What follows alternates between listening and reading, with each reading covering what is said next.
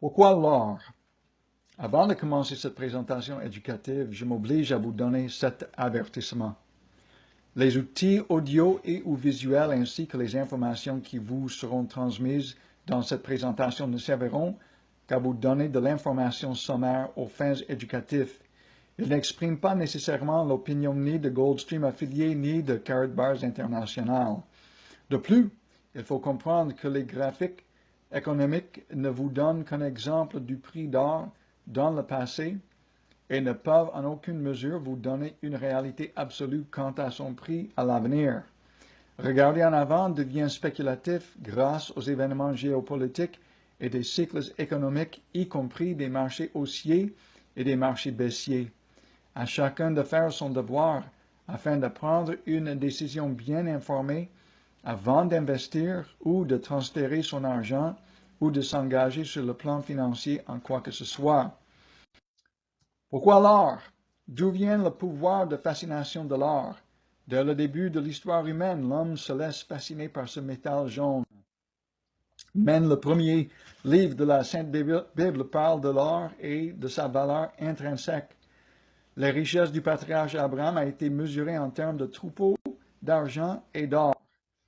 Quand le roi Salomon voulait comparer la valeur de la sagesse et de l'intelligence à quelque chose de valeur, il se servait de l'argent et de l'or comme une métaphore. Les cultures anciennes ont bien compris la valeur de l'or. Elles l'ont miné pour faire et des bijoux et de la monnaie courante. Même la nature nous montre que l'or possède des caractéristiques uniques. Le tableau périodique des éléments nous montre que l'or et l'argent se trouvent juste à droite du centre du tableau des éléments. Les éléments à l'extrême droite sont des gaz et des halogènes, pas très pratiques pour la monnaie. Le groupe des éléments entourés par la case bleue sont des non-métaux et des métaux assez en abondance, mais non pas pratiques non plus pour la monnaie, comme par exemple le plomb. Le groupe des éléments à l'extrême gauche du tableau sont des métaux et des minéraux réactifs. Les métaux en bas, entourés par la case mauve, sont rares ou radioactifs. Les métaux au centre du tableau entourés par la case rouge s'appellent des métaux de transition dont l'or et l'argent se trouvent vers le côté droit entouré par la case jaune. La plupart de ces métaux ont de sérieux inconvénients pour les faire extraire de leur gisement ou de les faire fondre. Outre cela, le fer rouille et le cuivre corrodent. Le point de fusion du platine est à 1768 degrés Celsius. Pourtant, le point de fusion de l'or est à 1064 degrés Celsius et de l'argent, il est à 961 degrés Celsius. Nos ancêtres pouvaient facilement atteindre ces températures dans leur fournaise artisanale. Alors l'or et l'argent se donnent assez facilement pour se laisser faire monnayer. Alors, les caractéristiques uniques de l'or font en sorte que l'or est chimiquement inerte, malléable, divisible, stable, portable, rare, fiable, durable, privé et belle de couleur. L'or ne se ternit pas comme l'argent. Pourquoi l'or? La quantité de l'or est limitée. Tout l'or miné dans le monde depuis l'histoire humaine pourrait remplir une cube de 20 mètres cubes ou 3 piscines olympiques. En plus, l'entrepreneur de la compagnie minière Franco-Nevada, Pierre Lassonde, a dit, dans une entrevue de 2017, qu'il y a un ralentissement dans la découverte de grands gisements d'or. Historiquement, l'or a toujours conservé son pouvoir d'achat contre des devises fiduciaires. Autrefois, par exemple, la devise US jouissait de l'étalon or classique. Un billet de 20 $ US achetait à la banque son équivalent en or. Depuis la formation de la Banque fédérale réserve aux États-Unis en 1913, le dollar US a perdu 95% de son pouvoir d'achat. En 1933, le président Franklin D. Roosevelt a mis en place une loi par ordre exécutif dans le but de confisquer des pièces en or, le bullion d'or et les certificats d'or de la citoyenneté des États-Unis. On voit clairement que le pouvoir d'achat d'un dollar US a chuté, tandis que la valeur d'or a monté surtout depuis le 15 août 1971, quand le président Richard M. Nixon a sorti les États-Unis des dernières miettes de l'étalon or et mis fin à Bretton Woods. Les monétaristes John Maynard Keynes et Milton Friedman ont dit que le prix de l'or descendrait à 6 $ l'once, une fois complètement délié du dollar US. Pourtant, depuis 1971 jusqu'à 1981, le prix de l'or a monté de 35 $ l'once jusqu'à 850 $ l'once. Ajusté selon le taux d'inflation en 2016, 850 $ US équivaut à 2638 $ US. L'or est entré dans un marché baissier depuis 1985 jusqu'à 1999. Son prix était dans une longue période de plage de négociation. Le prix a trouvé son fond à 255 $ US en 1999 et l'or est entré à nouveau dans un marché haussier car le dollar US perdait sa valeur contre l'or. Le prix de l'or a atteint 1900 $ en 2011 et depuis se trouve dans une autre plage de négociation entre 1100 $ et 1300 $.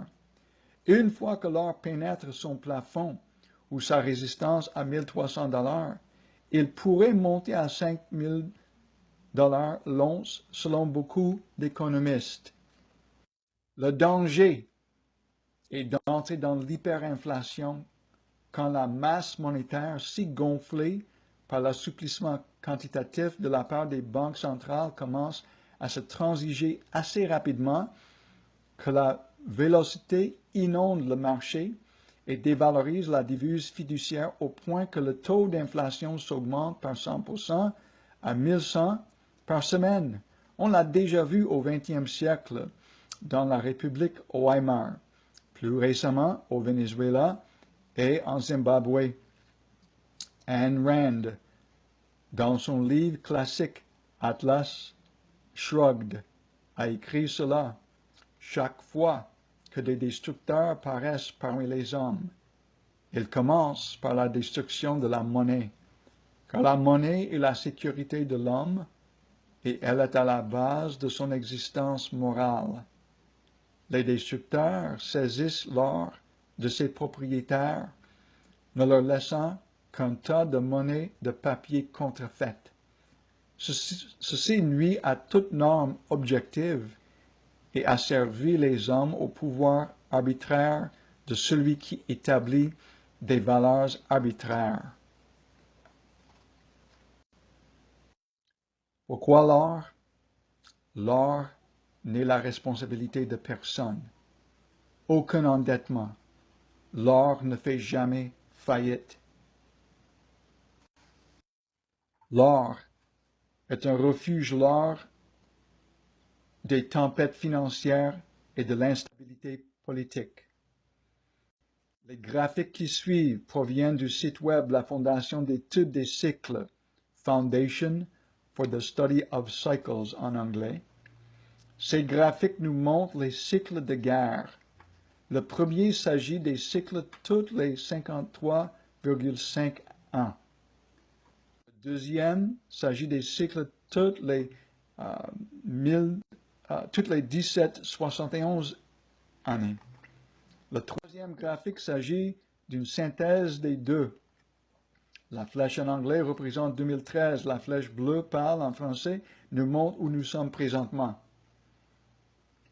Ce graphique-ci nous montre où nous sommes présentement dans le cycle du marché haussier de l'or. John Exter, économiste américain, a dit « Le prix de l'or montera. je veux insister sur le fait. Les gens seront attirés par l'or car l'or est rare et il a une valeur intrinsèque comme monnaie. Cela arrivera aux gens partout dans le monde car c'est la seule façon qu'ils puissent mettre leur richesse à l'abri de la tempête qui s'en vient. On voit qu'en dépit des marchés haussiers et des marchés baissiers, la tendance macroéconomique du prix d'or est toujours vers le haut, car l'or conserve sa valeur contre la valeur des devises fiduciaires lors des périodes d'inflation. En résumé, pourquoi l'or? L'or a une valeur intrinsèque historique. L'or possède des caractéristiques uniques. L'or a une quantité limitée. L'or conserve son pouvoir d'achat contre des devises fiduciaires. L'or n'est la responsabilité de personne, aucun endettement. L'or est un refuge sûr lors des tempêtes financières et de l'instabilité politique. L'or n'a besoin ni de l'Internet, ni du blockchain, ni du réseau électrique pour être utilitaire. Karatbars International vous offre une solution pratique pour faire l'acquisition de l'or par gramme. Il s'agit d'un programme de compte d'épargne en or qui est facile et qui s'adapte à vos besoins et à votre budget. Si vous avez un intérêt, contactez un affilié de Karatbars International dès aujourd'hui. Merci beaucoup.